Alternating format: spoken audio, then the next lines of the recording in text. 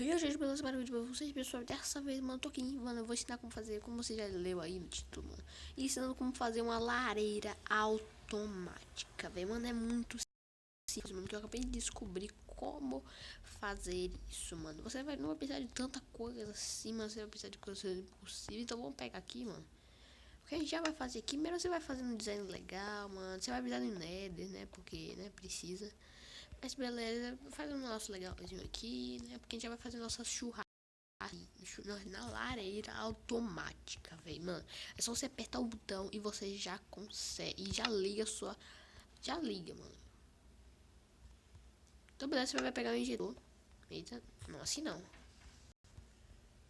Você pegou o injetor assim mesmo, é isso aí. Vocês vão pegar redstone. Pegar, liga aqui, mano. Liga, coloca aqui. Agora vamos testar aqui pra ver se ele vai ligar, né? Porque senão tem que testar aqui pra ver se liga assim, mano. Que ele dá um bug assim, né? Bug monstro. Beleza, que fez a zoadinha. Vai ligar assim.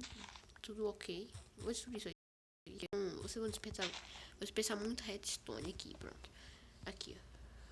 Bom, agora você pode tapar isso aqui, colocando isso aqui pelo fundo aqui. Deixa eu fazer logo. E colocar a parede aqui, tá? Não sei o que você pode fazer, mas você pode fazer muita coisa aqui.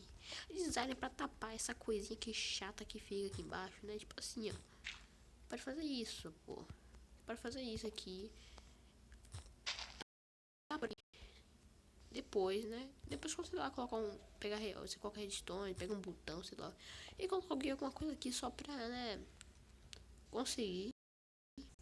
Ele vai fazer. Você coloca aqui, você pode fazer o que você quiser aqui, mano. Deixando bem bonito.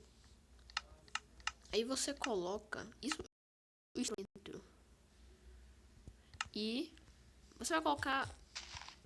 Você vai ter que colocar aquela pedra. Eita, coloquei errado. Você pode fazer o design aqui, mano. Aí você coloca aquela pedra do Nether, velho. Cadê a pedra do Nether? Aqui, mano. Você coloca isso aqui, né?